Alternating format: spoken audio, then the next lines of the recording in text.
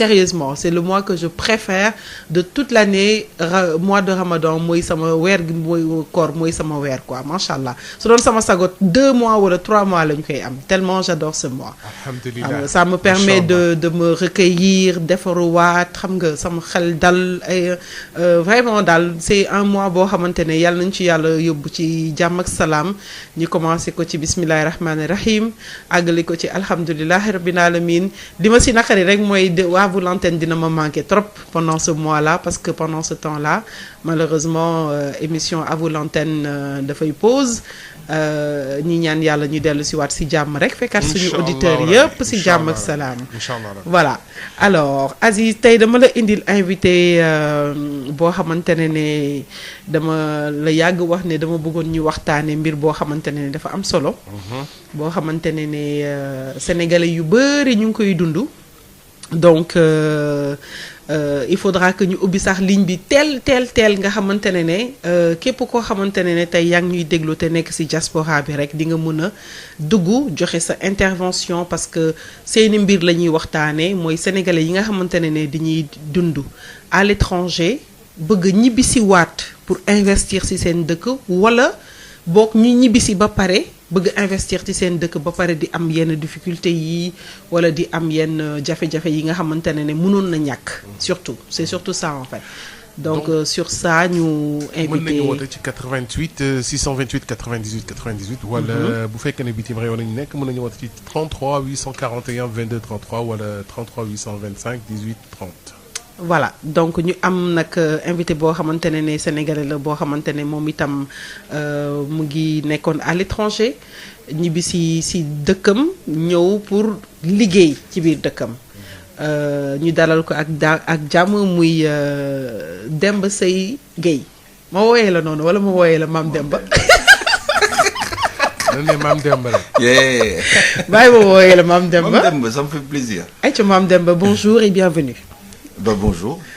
Moi c'est un plaisir, hein. Content quoi. Déjà le plaisir de voir Aziz. Et c'est partagé.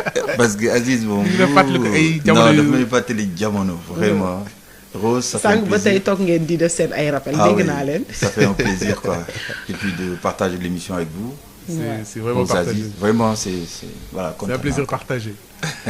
Maam Demba bismillah. ayca donc comme Rose mu ko waxee rek dañuy waxtaan ci mbirum ñoo xam ne Sénégalais yi ñu ngi nekk bitim réew ñu ngi nekk ci diaspora bi bëgg a ñëw Sénégal investir mais xam naa ne du lu yomb.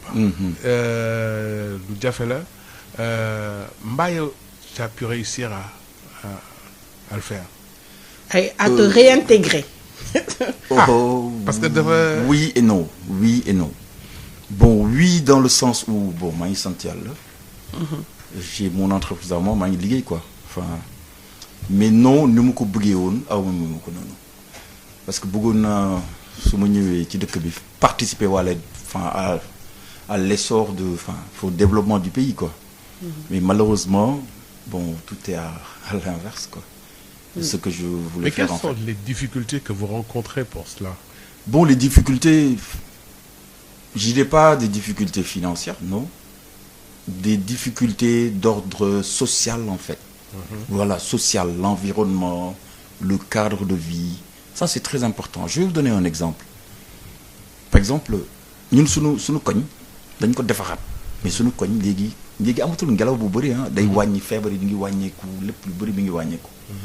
Donc loolu daal man mooy sama challenge en fait. C'est pas le fait de réussir personnellement mais une réussite sociale en fait. Pour tout le monde en fait. Donc ñibbisi bi bon au début c'était un peu dur parce que je suis arrivé ici au Sénégal avec un seul salaire hein.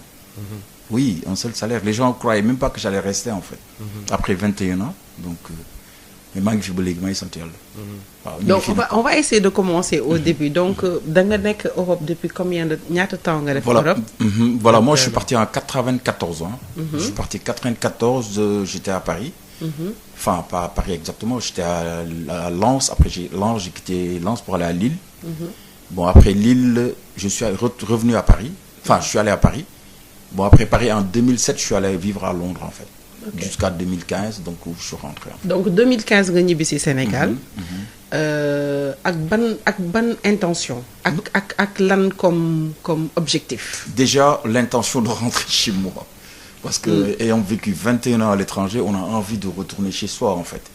Mais retourner chez moi, d'accord, avec des ambitions certes, d'avoir des revenus et puis de vivre dans un environnement. ba ngay ñëw ban projet nga indaale. Il y a pas de projet, il y a pas eu de projet. Je suis rentré comme ça la tête pour me dire bon voilà, j'ai passé autant de temps et je pense que li ma gën a yitteloo mooy dama gis ni sama dëkk rien n'a été fait. Rien n'a été fait par rapport à l'Europe où on vit en fait, où on vivait. Parce que il y a beaucoup de choses à faire et je me suis dit pourquoi rester dans un pays bi nga xamante ni parce que tout est fait.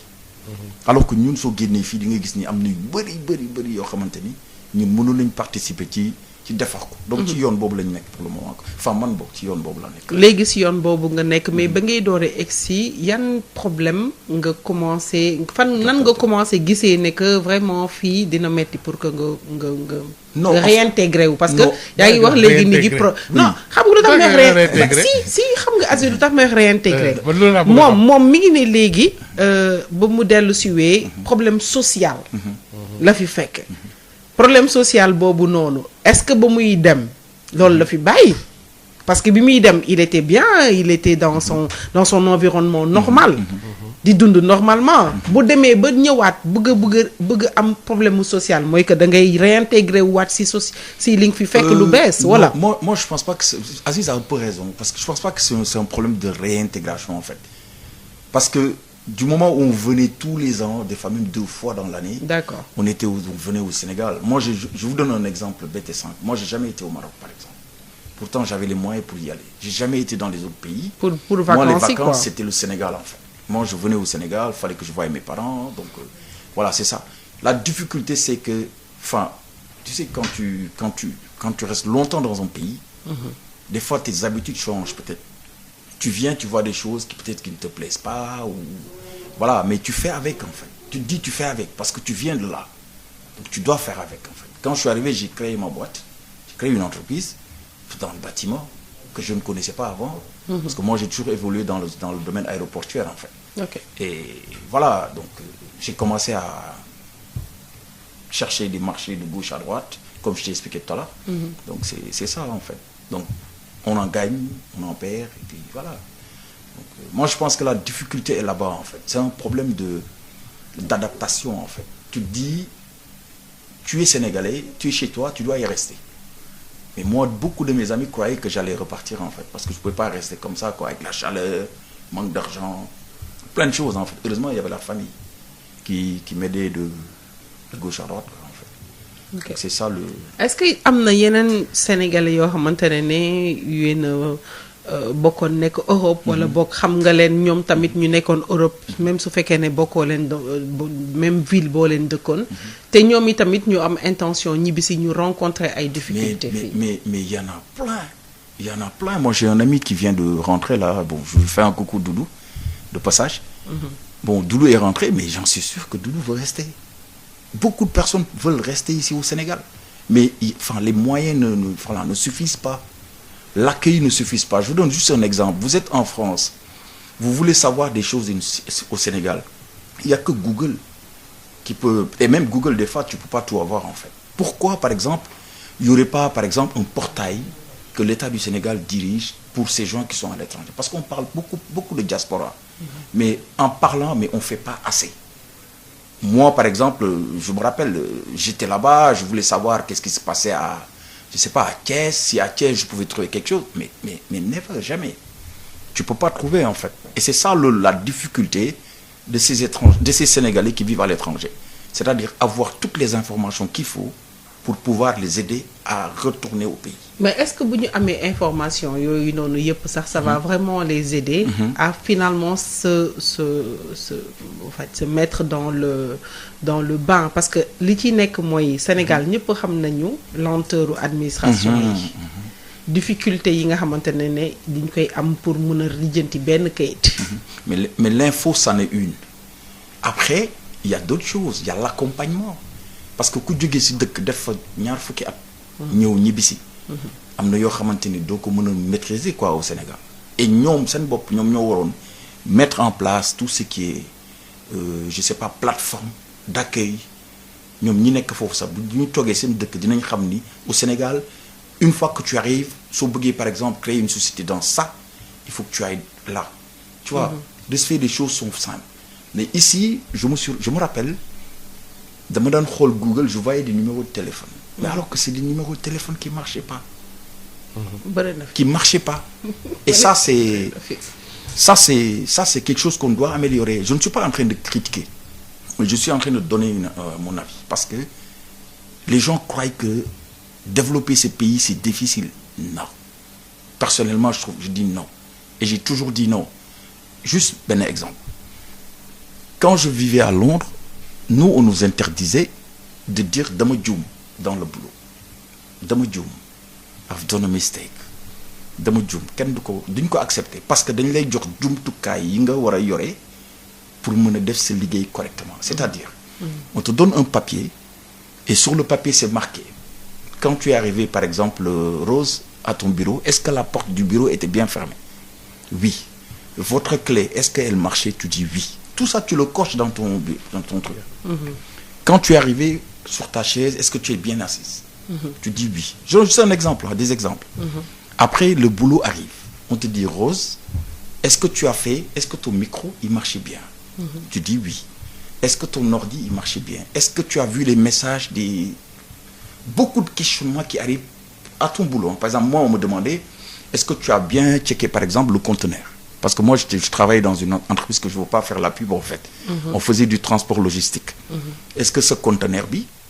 amul pistolet ma ne leen non mais su ma demee ba ngoon conteneur bi dem aéroport mais conteneur bi su amee pistolet kan moo du borom wax dama juum de mais on m'a déjà posé une question préalable en avance donc anglais bi noonu lay formaté ba nga war a xam bu baax fa nga jëm mais ñun fii au Sénégal on le fait pas mais Demba ba lan ngeen di am je veux dire man tey lu ma bëgg en fait ñu wax ko parce que gis nañ fi quand même ay kaawu ñu ñëw indi seen xaalis jóge étranger indi fii xaalis bu bëri dama koy wax à chaque fois ma def clin d'œil bi je pense à Ferdinand Coly oui le problème de Ferdi oui quand même bon moi Sénégalais qui est venu investir dans son pays où il n'a même pas grandi parce qu'il y a cru je fais un coucou de passage non, à Ferdi. Sérieusement quoi man je veux vraiment que ñu def ko te ça a touché tout le monde ça a touché te man je voudrais que inchallahu rabbi bu ñu dellu si waatee après koor gi sax fekk moom ma gisanteeg moom dégganteeg moom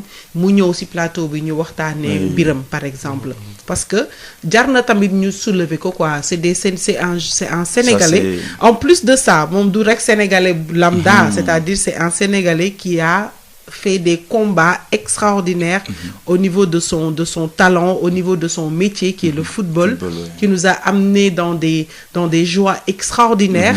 Tey mu am ay problèmes yoo xamante ne ba tey nii problème yooyu noonu kenn résoudre ko te ba tey nii mu ngi nekk sax di def leneen encore taxul sax mu xaddi mu ngi jéem a def leneen pour toujours rek développer dëkkam te du moom kese gis nañ fi ñu yónnee seen ay xaalis ñu takkal leen jabar ñu jël seen xaalis lekk ko gis nañ fi leneen ak leneen man foofu laa bëgg a waxee en fait mais bon d'abord damay def un coucou à Ferdi on a vécu ensemble à Lens maa ngi lay nuyu bu baax xamante nañ quoi man ak moom quoi et c'est un mec extraordinaire quoi et li ko dal métti na ma trop mënuma ci wax nag en antenne parce que c'est une situation que je ne maîtrise pas mais lenn moom xam naa comme ni ngeen ko waxee il y a beaucoup de cas yu mel noonu mais damay dellu di wax rek gis nga tant qu'on a pas de justice dans ce pays bu ñu jëlul ñëpp ñu def leen au même pied d'égalité kon problème yi du fi mës a dañ man mii di wax ak yow bon il y a quelqu'un qui m'a dupé presque 7,5 millions quand je suis arrivé koo xamante ni ku ma jege la amoon na nag ay coow ba ñu arrangé ko bugguma ci sori mais man mii di wax ak yow dal na ma mi ngi fii maa ngi koy gis chaque jour. mais justement nag loolu moo tax ma bëgg nga wax. dal na ma non mun naa ci wax parce que en fait le problème c'est que c'est un gars qui avait gagné un marché au niveau du port. Comme moi j'avais les liquidités mu ñëw il m'a proposé ça il m'a montré des papiers mais vraiment qui montrent que le marché était vraiment au niveau du port et xamoon naa quoi. Mais Mu jël la comme investisseur. mu jël ma voilà, moi j'ai donné du liquide, j'ai même à un moment donné allé acheter voilà, j'ai acheté des choses de mon côté pour que les travaux puissent aller vite.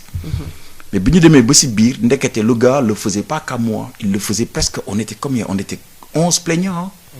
C'était presque ñëpp mu dóor ñu, c'était presque une cinquantaine. même projet bi yéen ñëpp. Non, ñun ñëpp ci benn voilà ku nekk. Moi j'en connais des gens yoo xam ne actuellement seen quincaillerie la ñu yore woon, mais kenn ki dafa fàllu, il a mis la clé sur la porte. Je le dis ici, yóbbu nañ ko jàpp ko tëj ko, ils l'ont condamné à l'article 400, je sais pas 451 ou je sais pas, boo xam ne condamné à payer. C'est-à-dire on te libère mais ne la fayal, mais le gars il va pas payer. Il est là aux HLM, il mu ngi may romb gauche droite. Apparemment sax toxu na bon. Voilà, donc c'est problème yooyu daf fi am, mais tant qu'on n'a pas une justice ci dëkk bi loolu maa ngi si ñaaxaat les autorités de ce pays, parce que lépp lu ñu mënti def aussi ku nekk ak sa bàmmeel la. Donc man dal na ma bon maa ngi sant yàlla léegi. Mais est-ce que par exemple bi ngeen doon ñibbisi prévoiroon ngeen être entouré de juristes ak ay financiers et tout cela pour que ngeen ba pare bétonner les projets, ouais. Voilà, bétonner les projets. Et puis est-ce que amoon ngeen déjà un projet ou bien une idée déjà de lan ngeen di def seen dëkk, parce que bon j'ai remarqué que il y a beaucoup de Sénégalais yoo xam ne dañuy bon dajale xaalis à l'extérieur mais ñëw Sénégal ba pare léegi ñu ngi jéem a xool lan la ñuy def c'est-à-dire que ils sont pas préparés. Voilà. C'est mon cas. C'est ça le problème. Moi c'est mon cas. Ouais. Moi je parce que quand tu dis que bon quelqu'un avait son projet mu ñëw wax la ne parce que gis na ne que toi tu es venu tu étais liquide mu wax la ko bon nga ne bon ok c'est une opportunité quoi de pouvoir commencer en croyant à la personne. Mais malheureusement bon noonu quoi. Copain d'enfance, hein. Et c'est ça qui est grave. Si c'était quelqu'un qu'on connaît pas, ñu lay jege ñu la koy def. Donc voilà, c'est en fait c'est ça. Même moi en parlant du retour là, moi je fais partie de ces cas-là en fait. Je suis pas rentré en sachant que ouais, j'ai mon financier ou j'ai mon avocat ou mon conseiller en temps. Non. Moi je suis rentré sénégalaisement. Je suis rentré, par exemple, je suis arrivé ici le 15 janvier, je n'oublierai jamais, 2015. Donc, le 16 janvier. Je me suis dit, je suis au pays, voilà, j'y reste. Au bout de 6 mois, parce que j'avais pris ce qu'on appelait en anglais unpaid leave. C'est-à-dire, je pars pour 6 mois, mais je ne perds pas mon boulot. Et je ne suis pas payé. Même au 6e mois, mon manager, il m'a appelé pour me demander, Demba, tu n'as rien là-bas. Pourquoi tu ne rentrerais pas nous jëlaat sa liggéey. ma ne ko non vas bàyyi ma toog fii. let me stay in Sénégal ma ne ko dama bëgg toog xam nga non yaa ngi jël risque tu es parti avec ça xam nga dugg na fii faut aider la famille ma ne ko non c'est pas grave dinañ ci génn mais nous tous on prend ce risque. Il y en a qui peuvent pas le prendre, qui veulent pas le prendre. Soit ils ont peur ou quelque chose comme ça. Mais moi je me suis dit je suis pas manchot. J'étais à l'école et je vois des gens qui réussissent ici au Sénégal, pourquoi pas moi? C'est ça que je me suis dit. J'allais dans les bureaux par exemple pour chercher un marché ou des trucs comme ça, je leur disais tout le temps aidez-moi, parce que moi ça fait 21 ans que je suis en étranger, je suis rentré. C'est comme et je me suis et le premier projet que j'ai gagné, le premier marché que j'ai gagné, je l'ai gagné avec je vais pas faire la publicité aussi, avec une entreprise de la place qui produit de l'électricité en fait. Et quand j'ai gagné le truc, mais ils m'ont suivi parce que moi j'allais jusqu'à Dagana, Ndioum, Matam pour bien faire. Et après le marché, ils m'ont dit mais écoute, mais Demba, qu'est-ce qu'il y a? Ça fait longtemps qu'on vous a pas vu. Je dis non, moi je suis là. Mais non, tu savais pas qu'il y avait des bonnes commandes, viens. Et je suis venu jusque maintenant, je travaille avec Nyom. Maa ngi sant Yàlla ci côté boobu, mais c'est vrai que le problème est plus profond. Il y a beaucoup de Sénégalais qui sont là-bas et j'en connais plein qui veulent revenir, qui ont des moyens pour investir ici. Mais est-ce que les familles acceptent déjà que des fois, mais man sama yaay des fois tam mu xool ma des fois ne ma mais yow yaa ngi ak sa passeport kay loo fi def demal nga ñibbi. loo fi def man ko mais mère man foog ma toog maa ngi koy nuyu au passage mère joxaane maa ngi lay nuyu xam nga donc voilà quoi. Oui. Attendez. En plus, c'est vrai, Aziz, yow tamit si cas boobu. Man bokk ma ci gaaw. J'ai pas fait 21 ans. J'ai fait moins de 4 ans et puis je suis rentré au Sénégal. Et quand je suis rentré, j'avais toujours mes papiers pour repartir. Mais c'est la famille qui insistait, surtout mes frères. looy def fii yow mais attends tu es malade quoi doo dellu États-Unis ma ne attendez laissez-moi quoi tu vois xam naa lu may def et maa ngi sant yàlla et je sais que maa ngi sant bu baax yàlla lu ma réalisé en étant au Sénégal j'ai pas pu le faire ah oui mais sincèrement les gens ne comprennent pas cela quoi ça veut dire que boo amee jom bëgg a liggéey fii au Sénégal mën nga fi liggéey. da ngay xam il y a beaucoup de choses à faire. Tu vois mais il suffit pas que nga dem bitim réew. nga nekk extérieur tu penses que bon d'accord. tu es mieux payé là-bas. mais lenn mooy problème bi mooy tu dépenses beaucoup. pour sa bopp. sa bopp des impôts. impôts yi. ba pare da ngay toppatoo sa famille. sa famille fii xamuñ yan condition nga nekk. pour mun leen dimbale fii. c'est et puis stress bi ak tout cela c'est compliqué quoi. mais est-ce que du loolu nag moo war a tax ñu am yombal bi ñu war a yombal Sénégalais yi nga xam ne c'est à l'état de le faire c'est à l'état de le faire état bi moo war a jël par exemple dimbale les Sénégalais de l'extérieur accompagner leen ça veut dire que ñu wan leen yoon boo xam ne vraiment bu ñu ñëwee pour liggéey Sénégal pour investir fii ñu mun leen accompagner wan leen yoon bon je pense que am na je pense que am na il y a beaucoup de mécanismes qu'ils ont mis en place mais qui ne marchent pas correctement. Ah ok, c'est ça le problème. Il y en a beaucoup. Par exemple, il y a les FONGIP, il y a plein de choses, d'organismes qu'ils ont mis en place. Est-ce que c'est pas un peu les compliqué aussi? Voilà, pour financer plutôt les gens. Oui, mais non, FONGIP, en fait, c'est un fonds de garantie, en fait. Par exemple, quand tu vas aller à la banque et que la banque te dit, écoute, moi, Demba, moi, je te connais pas. Amulo bien, amulo dara. Les gars, ils FONGIP, ils ont la garantie. C'est-à-dire, ils ont jël en charge ce prêt. Mais FONGIP, moi j'ai des dossiers de léegi 6 ans maintenant. Bon, je vous sànni ma leen xeer mais bon, c'est la réalité en fait. Pour que gars yi... Voilà, c'est ça le problème. C'est ça le problème du Sénégal. Moi, je vous donne un autre exemple. Par exemple, moi, tous les vendredis, je reçois un message de l'ambassade de France. Tous les vendredis. Et c'est un truc important, par exemple, lors des manifestations. Presque tous les jours. Moi, personnellement, je recevais des messages. Monsieur, vous êtes où? Soyez bul génn toogal sa kër. Xam nga dafa am ay kii manifesta. C'est-à-dire ñun bu ñu nekkee Europe musuma am sénégalais ambassade lu jógee ambassade envoyé ma message musul am. Et ça doit dañu war a lister suñu mbokk yi ne foofu di leen yee di leen jox ay messages texto. Tu peux. Ouais. Moi, c'est des emails que je reçois tous les vendredis. Tous les vendredis de l'ambassade de France. Pour te dire, bon, tey am na lii en France, tey def na lii, taux bi nii la def, lële nii la mel, nga xam li nekk France. Mais ñun duñu def loolu. Et par rapport à la diaspora, c'est ça qu'il devait faire. Créer ay mécanismes yoo xam ne dinaa ci dellu soit peut-être tout à l'heure. Moi, j'ai découvert un gars qui te construit une machine de pondeuse de pavés et de briques. J'ai mis la vidéo sur le net, tout le monde l'a vu. Tout le monde l'a vu et c'est un Sénégalais. Et je sais que ce gars-là, une fois l'État du Sénégal l'aide, il peut embaucher, mais je sais pas, mais beaucoup de personnes. Et c'est une machine qu'il a conçue lui-même. Lui-même. Un gars, un certain Seydina, maa ngi lay nuyu Seydina. C'est grave, voilà quoi, loolu daal moo am Sénégal.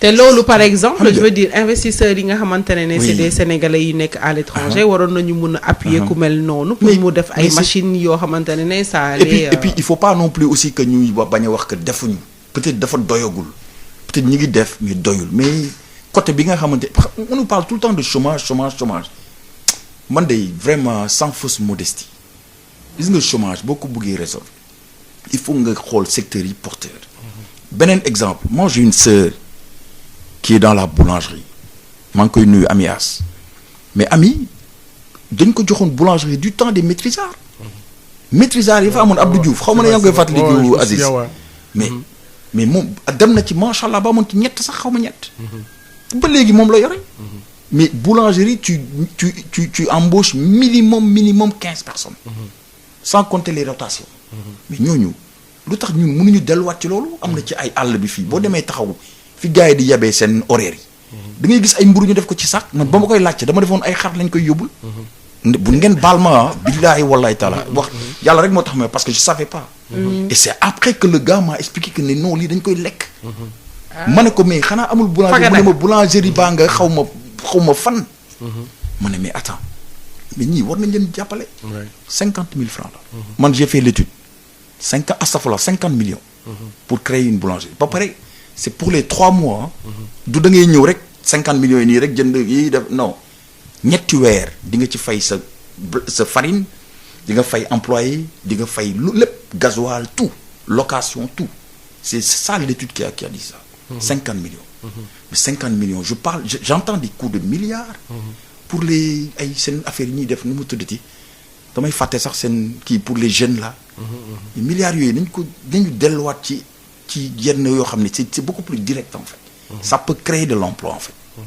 mais bon xaalis bi fu muy dugg ñoom ñoo xam mais man vraiment mais du waxuma tam que defuñu vraiment waxuma defuñu ñi ngi def peut-être mais am na lu des lu mais bëri gis nañu ne aussi tamit que Sénégalais yu bëri yu nekk extérieur man lenn laay remarqué que ay oto yu màgget rek dañuy indi di ko jaay Sénégal benn ñaar ak fourre-tout yi aussi man loolu tamit métti na ma lool oui les poubelles parce que ça marche bien c'est-à-dire le business c'est que c'est-à-dire que pour ñoom loolu mooy seen business mais nous on est Aziz ñun nit ñu programme xaw ma dañu programmé xaw ma daal ñun dañu am complexe ñun gis nga lépp luy jóge Europe man su ma doon am fii ay magasin wala dara même su dee damay jaay suukar man du ma ko jaayee comme li muy jar fii bu ma ko jëlee Europe dama koy yokk boo ko yokkul duñ ko jënd c'est que loolu complexe boobu la Sénégalais yi am mooy tout est rare et cher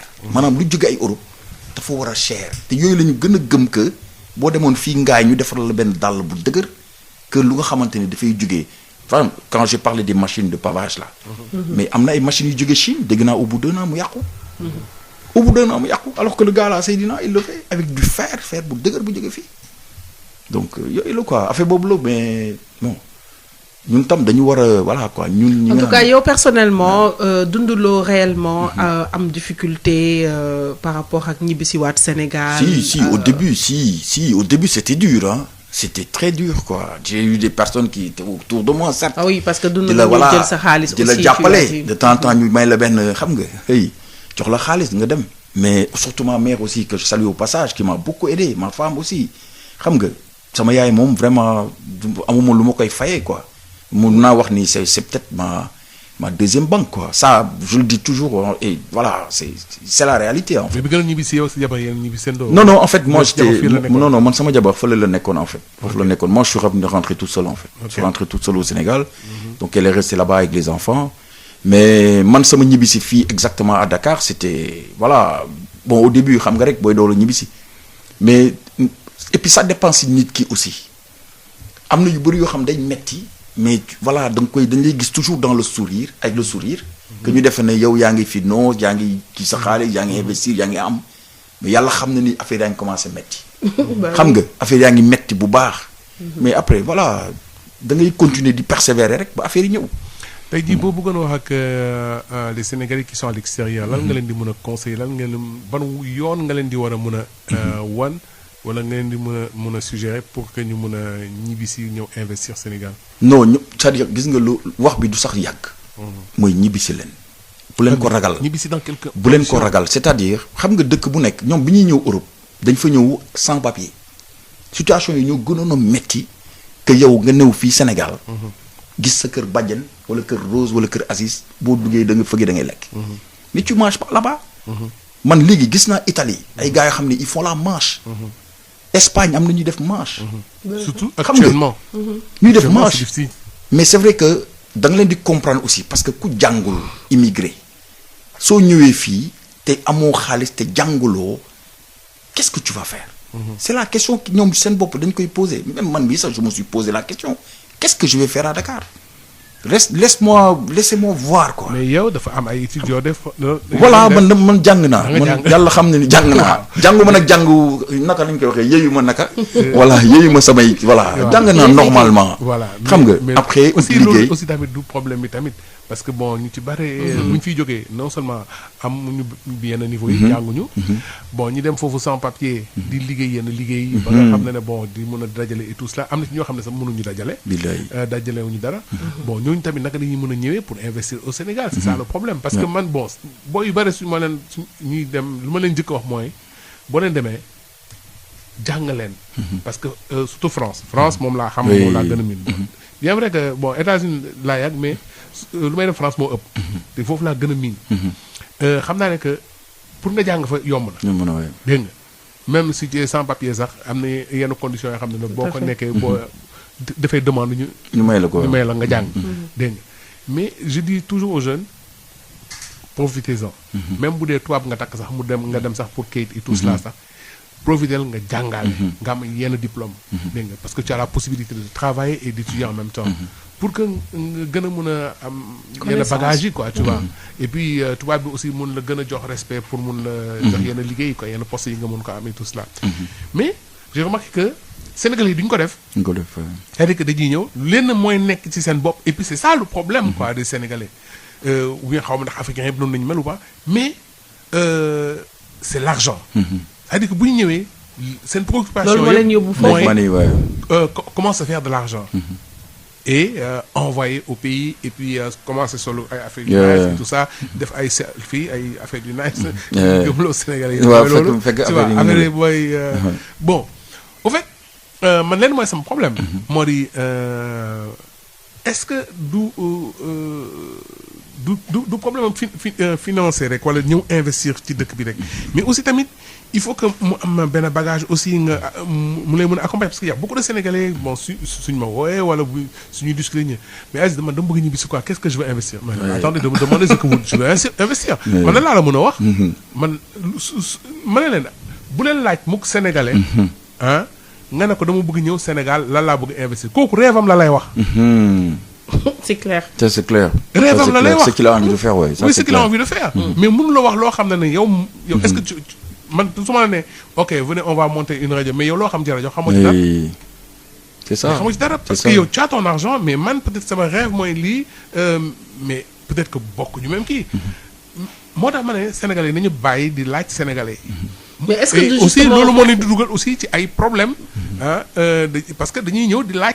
mais là, est-ce que justement nag c'est pas là où justement fii Demba doon waxee sànq l'utilité de mettre en place ay plateformes yoo xamante ne foofu nga mun a dugg. xool yan secteur yoo xamante ne moo gën a baax ñu. nee na ça existe parce que moom moo ñu gën a mën a xam dara parce que moom.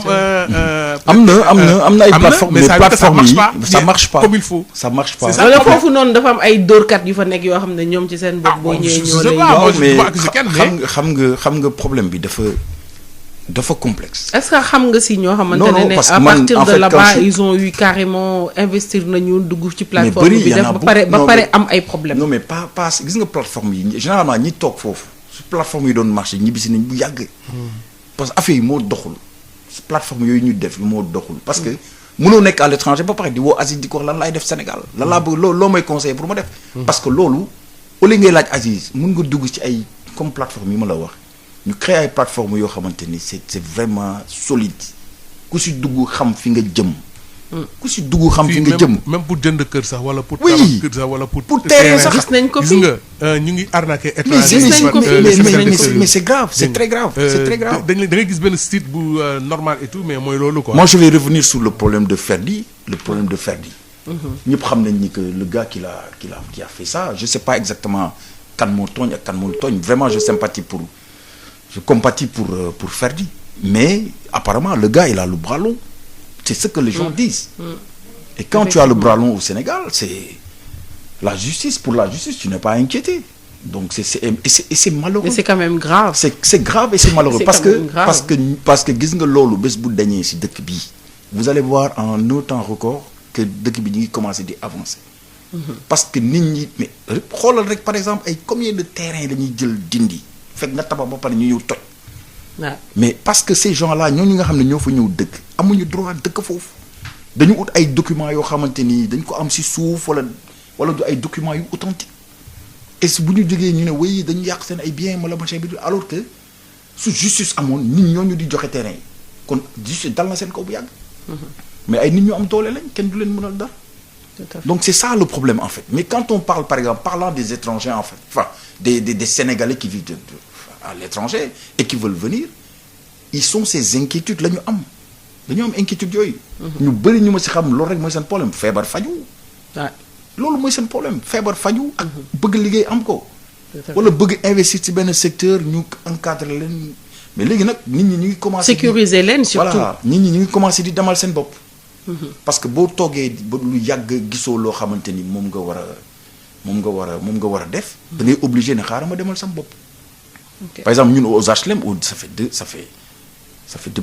fait 2 ans on a commencé à poser ce qu'on appelle Milan suñu koñ pour essayer defar suñu koñ mais yàlla foofu laa bëggoon ñëw nag ñu enchaîner ci loolu parce que man dem naa ànd naa ak yow ba foofu xool parce que je voulais voir de mes yeux ba xam exactement li ngeen di li nga fa jël en tout cas initiative bi nga xamante ne yow yaa ko créé d'accord nekk ci sa koñ juddoo fa màggee fa dem à l'étranger ñibbisi ñëw gis ne que ay suuf rek moo fa nekk gis ne que c'est pas tali en tout cas yoon yi fa nekk yi c'est pas praticable en tout cas surtout pour mag yi ak yu demee noonu nga jël initiative bu defar ko def ko ay pavé avec l'aide de certaines personnes de certains partenaires certainement loolu lan moo la ci dugal est-ce que le fait que nga dund Europe xam loolu xam ne que mbedd yi foofu ñëpp diñ koy defar wala ban initiative moo la ci xëcc réellement. Un truc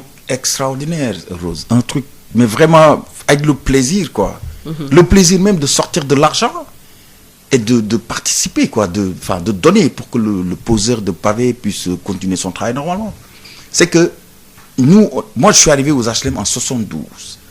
Devant chez nous, il y avait un jardin. Et il faut être honnête aussi. Nous ñoo ko yàq. Quand on était gamin, on voulait jouer, on n'avait pas d'espace. Ñun ñoo doon yàq jardin yi génne poteau yi dafa affaire yi. Mais bu ñu demee ba yàlla may ñu dem Europe nekk fa pendant des années dellu si ñun suñu warugar mooy ñu ñafe def le tout pour defaraat même bu ko municipalité bi defarul ñun dañ ko war a defar jàppale leen aussi la municipalité suñ ko deful bu ñu fi nekk naan maire bi deful dara wala machin non nañ ko defar ñu ànd ceeg moom bu ñu jàppale ñu dem bu ñu jàppalewul ñu dem donc noonu la fa demee après j'ai eu une xaw ma nag wax naa ko wax fii quoi mais sama kéem la doon wax. on peut tout dire ici. sama vraiment sama chéri coco bi madame la première dame man chéri laa koy wax man vraiment man Mariem tey laa ko ñemee wax rajo j'ai jamais parlé de ça y avait que ma famille qui était au courant mais bi sama papa génne àdduna dafa am ku ñu naan Mariama Sarr moo fa ñëwoon di ñu jaale si. ñu ñëwee di ñu jaale si c'est laa ko xam bi mu xamee ni man dama bëgg Mariem. Bien vrai que bokkuñu ay trajectoire ci la ma ko maanaam présenté mu invité ma këram et ça vraiment dama koy wax avec simplicité ak sama xol quoi ku baax la voilà elle m'a beaucoup soutenu en fait ci travaux yooyu jàppale ñu si bu baax a baax et maa ngi profité de l'occasion moom xam na su fekkee mu ngi may déglu du ma ko wax dara parce que xamante nañ vraiment jàppale nañu. lu baax moom ku ko def ñu wax non mais c'est ça parce que dafa am ñu bëri fii Sénégal nit dalay defal dara doo ko wax. man nit su ma defalee dara man dama koy wax. vraiment et c'est la première fois lii moom musuma ko wax parce que bugguma woon muy indi ay quiproquo ñu naan ay demba nii wala machin bi c'est quelqu'un d'extraordinaire mënuma sax natt baaxaayam. ma ne la li mu def moom si boppam xam na ko. parce que loolu sa initiative bu bopp la non nga décider def ko wala dafa am ñoo àndal. non am nañu yoo xamante ne Milan suñu koñ on est presque ñaata ay 56 personnes des gens qui sont nés dans le quartier. suñu koñ boobu. am na ñu nekk étranger maa ngi nuyu ñoom Diku gaayam ñoom Doudou ñëpp quoi. ay ñoom Pape Moussa ñoom ñëpp ku nekk jàpp na si. vraiment ku nekk joxe na sa alal pour affaire bi avancer. mais sa initiative la yow. non initiative bi peut-être amoon naa ko depuis doon participer ay seetal ay affaires yooyu mais c'est une initiative globale et ça il faut oser le dire quand même quoi ay nit ñu àndaloon la projet bi yàgg nga gis ñoo xam ne dañu bàyyeeku waxatuñ ci bon man maa ci peut-être. xam lu tax ma insister di laajte loolu. parce que 21 ans bi nga def foofu noonu koñ bi c'est resté pareil. oui ça c'est vrai. Ça c'est vrai bon c'est vrai que après période boobu xam nga bon. soo demee ba ñëw ba Voilà. loolu commencé di am projet bi di tegu gis nañ ne que am na tamit yenn koñ yu bëri yoo xamante ne def nañ ko fa mais yow nga dugg si biir koñ-koñaat yi xam nga gars yi sax gis nañ ne pavé yi ñu ngi ko def ci yenn allées yi nga xamante ne c'est fa la nit ñi di jaar fa la nit ñi di wala ñu jaar def ko ci biir koñ yi. comme niñ ko doon Donc, waxtaanee sànq voilà. alors que yow da nga dugg si biir koñ-koñaat yi di fa def di ko def pour que mu am facilité de passage. mais Rose ñun man personnellement boog man pareeguma ñun sax laa wax ñun pareeguñu damay profiter aussi di est-ce que loolu da nga koy def par rapport ak parti bi nga xamante ne yow da nga si bokk. wala est-ce que da nga koy def par rapport ak sa propre initiative. non personnellement ça ma main à couper je fais ça personnellement et avec plaisir. Je pose même l'occasion en fait de remercier le maire de comment dirais-je de Fann Hock, Palla Samb, que je ne connais pas et qui est une connaissance à ma cousine. moom moo ma may dal yooyu ma tegoon sànq yooyu ma la doon wan. moom moo ma ko may. man Palla Samb day jël suñu dal yi. non xam nga dal yooyu yéen yu bees sax ngeen di am mais ñun bu ñu amee dal yu yàgg sax. ñun moo ñu gënal. Palla vraiment Palla mais Aziz. mais Aziz lu mu utiliser tul la mu jox ko ñeneen ñu def ko seen koñ. loolu kat c'est une bonne chose. non xam naa mais Aziz dama lay bëgg expliquer. am na groupe bu ñu doon waxtaan ba dafa yàgg rivalité bi dafa yàgg. ay chute foofu am biir xoolal mais Aziz Palla est en train d'abattre un boulot extraordinaire. demal biir Fann ok rek nga xool. seen kiiwu pavé pont bi. canal bi yëpp pavé ko. à l'intérieur même fi tali yi nekkoon goudronné il a remis le goudron. mais que demande le peuple quand tu fais tout ce qui est cadre de vie. mais léegi bu fekkee ne comme que léegi Sénégalais de l'extérieur yi mënuñu ñëw. ñemewuñu ñibbisi. te xamuñu lu ñu mën a investir. léegi nag yéen nag dem nañ créer association boo xam ne. pour les aider. non da ngeen di dajale xaalis. pour investir ko fii ci dëkk bi. c'est-à-dire que defaraat dëkk bi. mais mais c'est ce qu'ils ont fait. voilà man par exemple. je vais te donner juste beneen exemple. man beneen koñ bi ci ginnaaw. ils m'ont appelé en réunion woo nañ ma ne ma wuy grand gis nañ li ngay def. c'est vraiment intéressant nous ça nous intéresse wax ñu foo jaar. ma expliqué leen mais li ma leen ci tegal dama ne leen man sama contact wu WhatsApp yaa ay copains d'enfance ngeen xam ay ñoom Kader Fall. ay Doudou Badou Diouf gars yëpp quoi ay Ibou Souran tout le monde dinaa leen jox ñoom ñëpp seen numéro WhatsApp ngeen woo leen et vous leur dites que vous appelez de la part de Demba ñun tam dañu bëgg def suñu koñ loolu la ñu jàppale ñu jël mais dañuy joxe. dinañ ne bu ñu mënul joxe 100 milliards sax dinañ joxe 1 franc. loolu mooy le projet fondamental.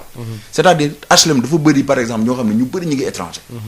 mais amuñu ñu ne fii ñoo xam ne mën nañu. HLM rek les SICAP c'est pareil. SICAP yi y a énormément de jeunes. vous avez yéen SICAP yéen sant leen yàlla. yéen seen dàllu montante yi xaw ma naka la ñuy waxee coquette yi mais du gaaw a yàqu. mais ñun HLM les femmes ne mettent pas ça je vous assure. non c'est vrai bëriw ñu suuf. duñ ko sol wala bu ñu ko solee carax la ñuy sol jël seen coquette yi dugal seen poche. dugal seen sac. et ça bon mi ngi noonu bon man côté boobu. mais il y a d'autres choses à faire on n'a pas peut-être de problème de pavé et tout ça mais il y a d'autres choses. même dans la santé ça parce que mais c'est un problème de santé publique. am na Sénégalais yoo xam ne ñu ngi au fait. affaire ambulance bi waaw. oui mais c'est bien loolu foog ñu lijjanti ko ci koor gi loolu wax na ko waxtaan naa si ak moom léegi loolu moom c'est vrai mais gis nga man waxtaan naa si ak moom léegi mu bu demee waxtaan ko kii man dama am ay ñu ngi koy waxee. man bu ñu paree ay doléances dina bari. dama am cible xam nga la mooy suma cible. loo xam ne depuis plus de 40 ans. mooy suñu tali bi entre suñu koñ dem ba garage gi jawaat. gis nga tali boobu bés bu ñu jëlee parlement yi ñu may noonu ba ñu def ko ci ba nit ñi commencé dox normalement. ñu wàññi suuf ba dootu fa amati. mais su boobaa j'ai réussi mon pari. après nag tout ce qui est ambulance et autres c'est quelque chose de tellement extraordinaire. ah oui inchallah dinañ ko jéem a def. ay Sénégalais yuy jënd ay ambulance di ko maye. voilà non loolu moom inchallah ci projet yi la bokk tout ça. ci projet yi la bokk am nañu ay bon j'ai oublié le nom de l'association ñoom Dikku Ñaa ñu nekk Paris ak quelques jeunes sénégalais. ñoom ñoo ko yore foofu. non c'est pas Senpop bon c'est loolu lañ doon wax tout à l'heure ak waa Empire en fait ñun loolu lañ leen dawree quoi parce que ñun dañu am benn association bu dëgër boo xamante ne Senpop la tudd. bon on milite dans social quand même. wal Jojo yaa ngi dégg non Wally xam na Wally moom si kër gi la bokk aussi quoi Wally maa ngi lay nuyu de passage quoi. Wally moom ku baax la quoi et puis di wax ne par exemple Senpop ñun tous les membres dañuy cotiser 20 000 par mois. bon am nañ boo xamante ni bon ñu ngi fii seen loxo yamul seen ginnaaw mais ñi si bëri ñu nekk fële macha allah ñu ngi siy jàpp. on a des projets ci àll bi dans un premier temps jël na benn espace boo xamante ni peut-être dinañ ko exploiter. mën na créer ay emploi xam nga def ci tool wala def ay ñu ngi koy waxee sax yar ganaar wala. def pas mal de choses quoi. Et puis même aussi tamit bon des fois suñu gox aussi fu ñu dëkk. bu ñu gisee yenn situation yoo xam ne kenn am na ko. ñu cotiser vite fait ah. bon telle personne par exemple man ñu nekk fii mun naa ne booy telle personne jàppale leen ko parce que lii ak lii ak lii. mais yéen mi organisé wu. vous êtes déjà organisé et tout cela. mais ce serait bien tamit ngeen encadrer aussi. yeneen Sénégalais yu nekk ci bitim réew. bëgg ñibbi si tamit ngeen encadrer. oui mais loolu yëpp c'est vrai organisation la. et puis xam nga affaire yi neexul lu yoon la. parce que man su ma nekkee fii man kenn ak Dembo wala ak quelques personnes. am na ku nekk ci ligne bi déjà. À vous l'antenne 88 628. ay ca boog ñu jël ku nekk ci ligne bi asalaamaaleykum. waaleykum salaam wa rahmatullahi wa barakatuhu. sëñ Mohamed naka yi tey. sama sëriñ sëñ Abdou Aziz. maa ngi lay ziar. maa ngi ziar. yaa ngi ziar di nuyu ak seen invité boobu. ñu ngi lay delloo nuyu. Mohamed ñu ngi lay ziar lu bëri. maa ngi leen di ziar bu baax Tata Rose. alhamdulilah. waaw xam naa ni après ci biir kooku daañu leen namm trop nag. wallaay ndeysaan ñoo leen di gën a namm. waaye nag ñu ngi leen di ñaanal koorub jàmm. amiin yaa rabbi amiin yaa rabbi. si ak jàmm. amiin yaa rabbi. suñu réew mi yàlla def si jàmm ju bëri. amiin. alhamdulilah maa ngi nuyu seen invité boobu. ñu ngi lay delloo nuyu. Demba. waaw jërëjëf Demba nan la. Demba Gueye. maam Demba Gueye. Demba Gueye ah. waaw Demba Gueye waaw. ah d'accord fan nga kii ban quartier ngay kii. HLM. waaw ñun man HLM la fa la yaroo fa la màggee mais maa ngi dëkk nag maa ngi dëkk Sicap Foire laa dëkk. HLM ban la HLM 4 ko ñu garage Guédiawaye bi rek. ah d'accord HLM 4 d'accord. ko ñu garage Guédiawaye. waaw HLM 4 daan naa ko fréquenté. ko ñu Sunjulu. kañu Sumbulu way Sumbulu Koyaate kii Koyaate. waaw daan naa fréquenté. waaw dëgg la xarit yu bari waaw. dëgg la. ça va alhamdulilah. waaw vraiment di leen encouragé parce que tamit nekk bitim réew ba ñibbi si tamit loolu la ñuy ñaan ñëpp. mais conseil bi mooy bu ñu ñëwee. nañu créer société en bonne et due forme. bañ a jaar ci affaire parents ak yooyu. toujours ñu ko def ñëpp seen alal di sànku. man sama petit frère même chose la def. am bac dem France jàngi. jàng tuuti dem dugg ci liggéey bi business ba am xaalis. ñoo créé benn start-up centenaire foofu. après jënd ay taxi. ay taxi yu baax jëndoon ay Mercedes ak yooyu la jëndoon. mais au lieu mu créé société dafa dem seet ku gën a truand Sénégal mu dund ko. te bàyyi fi ay mbokkam ak bàyyi fi ñëpp dem amul engagement si ñëwul dara. benn mécanicien bu nekk Fass mu dégg ko kii mais alal bi sànku. après mu jógee si loolu dem xam nga kan moo ko waxu guro mu dem Côte d'Ivoire ci lu conteneur guro. xamul renseignement yu normal. pour dem seen conteneur malheureusement dugal conteneur climatisé. te kenn du ko climatisé mu egg si fii port ñu ne ko guro dafa am ñoo xam ne ñoo ko moom ñoom rek am droit dugal ko Sénégal. dëgg la conteneur bi nekk port ba. moom après moom mujjee fay douanier yi kii ñu escorté ko yóbbu ko Mbëbës dem taal ko. c'est pas possible. ay millions. mais ba mu jógee si loolu yeewu na. dem na ba Samba Dia fële après Joal. jënd fa toolam. dafa liggéey di investir vraiment macha allah. mais jàmbaar la de bàyyiwul de. waaw jàmbaar mais nag da nga war a jaar dafa am yoon boo war a jaar. wallaay. parce que ñoom dañu nekk en France. France kenn ñeemu fa duut fisc bi kenn ñoo fa bañ a fay impôt fii mais bu ñëwee fii dañuy jéem a duut. après conséquences yooyu mooy dal seen kaw ñu ni lekk nañ sama xaalis ak kii mais parce que jaar boo demee tribunal tamit loo xam ne amul kayit amul dara nan la koy àtte. waa ji rek lay wax su fekkee ne waa ji d'accord ne moo ko def mënu ko fayal. mais kayit ñoom ñi xam ne ñoom ñu nekk ba xam ne ni kayit mooy la. nit ki boo ko jox sa alal kenn dafay am traçabilité. oui. loolu la leen encouragé nañu góorgóorlu bu baax a baax. incha allah mais lépp lu ñuy def. nañu def APIX créé seen société. mooy waajooju ko duut port est-ce que bindoon na ay kayit amoon na contrat. si amoon nañ mais xam nga rek bonne mauvaise foi en fait. mauvaise foi loolu am na. mais tamit confiance boobu tamit il faut pas une confiance. confiance aveugle xam ngeen Sénégal nu mu bindoo. dëgg la mais nag vraiment ñu ngi leen di encouragé. waaw. jërëjëf yéen a mën a defar Sénégal de. wallaay. waaw yéen a ko mën a defar vraiment. loolu la sama def daal ngeen def ko parce que dëkk yi ngeen nekk tamit du seen dëkk. c'est sûr waaw même bu la fa amee nationalité sax. peut-être facilité la rek mais nag seen xol seen dëkk la nekk. jërëjëf. waaw yàlla yàlla taxaw. amiin taxaw bu baax a baax ñu fekkee koor bi ci jàmm yàlla may ñu ko di si jàmm te kenn bañ a manqué lu ko sama sëriñ di waxee. amiin waaw ñu ngi leen di ziar. jërëjëf Faye jërëjëf. ñu ngi lay delloo ziar lu bëri sëñ Mohamed Thiam suñu fidèle auditeur boobu nga xam ne macha allah moom du raté benn émission yal na yàlla def mu yàgg ko teewe ak ñun ci barki Seydina Muhammad sallallahu alayhi wa sallam. waaw Demba yaa ngi ñu doon expliquer sa histoire ak donc sa benn xarit. on était avec Washington Pop. ok non seen investissement oui non mais non en fait. organisation yi nga xamante ne yéen Aziz mu ngi leen di conseiller à ce que ñu xool nan la ñuy def pour que ñi nga xamante ne ils sont à l'étranger man en fait ba personnellement lan laa bëggoon wax ci côté boobu noonu mooy que est-ce que ce serait pas il serait pas temps que ñi nga xamante ne ils sont à l'étranger te ku ci nekk am foo soqeekoo c'est-à-dire ñii dëkk Sicap ñii dëkk HLM ñii jóge Pikine ñii dëkk Guédiawaye ñoom entre ñoom ñiy xool aussi naka la ñuy def pour investir pour que ñi nga xamante ne ñoom ñoo nekk fii seen ay rakk wala seen ay cousin ak yu demee noonu wala sax koo xam ne bokkul ak ñoom mais mu ngi dëkk ci koñ bi juddoo fa yaroo fa créer ay entreprises yoo xamante ne dinañ ci mën a liggéey mais c'est ça mais difficulté yi ñuy taseel nag man foofu noonu loolu mooy indi sax d'ailleurs waxu émission thème émission bi mooy est-ce que dinañ ci def sérieux bi nga xamante ne est-ce que tamit le Sénégalais est sérieux pourtant si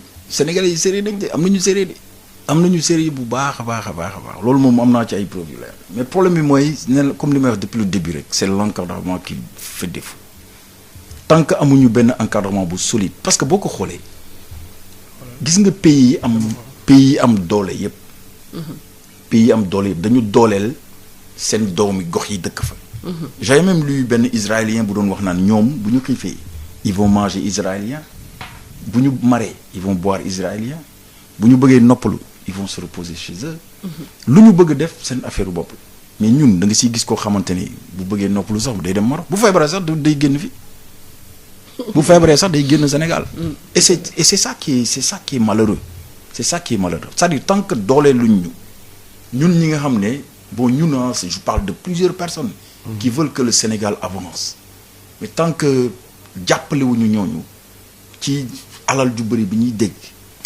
moi je pense qu'on aura du mal quoi parce que lépp loo gis aussi looloo ko téye mooy soubassement bi soo amul les moyens tu vas nulle part man damay xoslu ci genre ay su ma liggéey am benn je sais pas am benn somme génn ci somme bi lu may fayee booy tegal ma ay pavé xam nga sànq rek bi ma fay jógee bon xam nga ci laa jox sama booy commencé liggéey foofu sama poste lay génn quoi mais suñu amoon accompagnement bi ci war kon n'en parlons plus mais accompagnement seen maire yi nekk foofu noonu non gis sama xarit la nag tey du ma ko sànni xeer waaw tey moom Pape Seck moom du ma ko sànni xeer mais tey moom comme que gars yi accompagné wu ñu leen non xam nga bon yéen comme ni ma ko waxee voilà vous êtes bien structuré am ngeen seen structure am ngeen seen association mais à travers seen association essayez de ngeen di organiser yenn saa ay journée de réflexion pour xool discuter ak ñu nekk bitim réew ñoo xam ne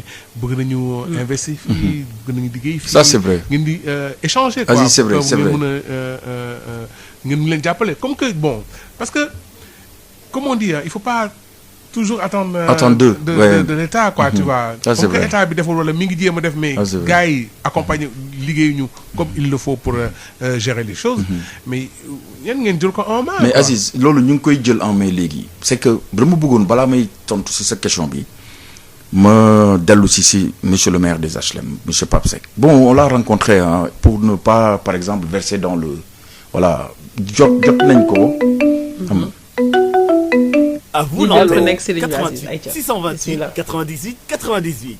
salaamaaleykum. waaleykum salaam. waaw sëñ bi ñu ngi lay ziar. soxna si ma leen di delloo ziar di leen fay. alhamdulilah. di leen ñaanal yàlla mu jàppale leen seen émission bi bu baax la. allahumma amiin. dinaa leen di faral di déglu waxtu yi tax damay fekk ci yoon bi. te Aziz des fois dafay teg ay tube ya nga xam ne daf may fàttali sama ngone. tey si danaa la ci tegalaat encore suñu paree. maa ngi rendre hommage ci loolu waaye bu baax la. jërëjëf dina fàttali ay mbir yoo nga xam ne vraiment ça nous replonge dans notre passé là. macha allah doyen de jeunes. merci beaucoup. alors j'ai appelé surtout c'était pour participer ci seen émission bi ndax dafa laaj ñu koy def émission yu mel nii. di ko réitérer ndax suñu mbokk yi ne bitim réew. ndax jom moo leen génne. jom moo tax ñu génne pour jaay yi seen talent wala wuti lu ñu am mais ñu si bëri des fois dañuy juum wala duñu xam bu ñu tege seen tànk wax ngeen ko sànq. dañuy ñëw di gaawantu di wut xaalis. bala ngay ñëw di wut xaalis da ngay xool lan nga mën ba pare. ndax dem bitim réew amuloo benn qualification. pour man ça c'est mu ngi mel ni plonger dans le vide. dem plonger dans le vide mën na ne ça va faire phase mais la deuxième phase mooy nga dem. nangu liggéey la nga xamee ne am na sa dëkk yow certes lañ la koy fayee foofu liñ la koy fayee sa réew moo gën a néew mais loolu ba tey baax mais dem bitim réew tey ne damay yónnee suñu waajur yi samay waa kër yi tey ñu tabax wala ñu takkal ma wala dafay metti den sax ñu nga dugg ci lu ne moo tax ngeen di gis doom bi kam yu bëri di am alors Demba Gueye moomu nekk foofu ngeen di defal émission bu baax bi maa ngi koy saluer peut-être qu'il pourra m'identifier à travers ma voix. C'est quelqu'un que je connais bien. On est des beaux frères croisés. Si je dis ça, je lui donne une indice. waxal waay tur bi. waa ji jàmbaare la nag. ndax daan naa ko rencontré ba muy doog a ñëw. fekk naa ko Paris. xam nga ma de. donc ma yem foofu donc daan naa ko. non foog nga joxe tur bi rencontré bi muy doog a ñëw il avait monté une structure il se débattait comme un beau diable.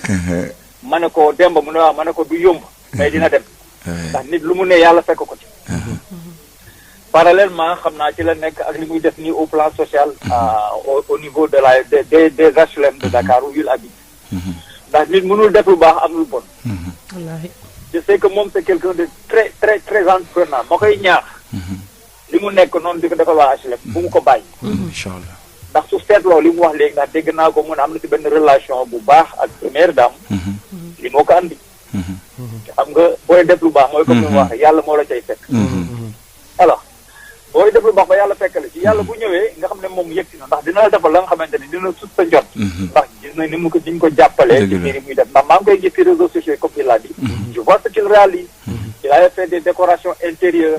j'ai voulu même le solliciter pour ça. et en passant je lui dis que dinaa ko woo ndax man j'habite Ouest Foire. te li muy def intéressé nañu ndax nous on l'a en projet. oh incha allah mais on n'a pas des gens aussi entrepreneurs que moom. incha allah te dafa wax lu am solo sànq. on peut pas tout attendre de l'état. état bi suñu koñ du fa ñëw ñii ne ci état bi duñ ñëw suñu koñ maire bi xam na ko mais maire yi ku nekk ak préoccupation. donc yenn yi ñi ñoo ko mën defal seen bopp. tout à fait. ndax bien-être bi ñun ñoo ci njëkk a bénéficié wu. parce que pour preuve le maire il n'habite pas mon coin. donc ce que nous vivons avec la poussière garé sa auto poussière bi dugg ci kër. maire bi du ko xam. jigéen buy dox di liggéey sol ay càppam comme il a dit càpp lañ koy wax. am dem ba je sais pas le terme. gàllam yi day yàqu. day yàqu kay da koy jëndalu cher. dëgg la kay loolu dem ba dugg ci oto wala ci taxi. doo ko sol daal yooyu wala bu yéen ko gërëm. donc yooyu yëpp maire bi du ko xam.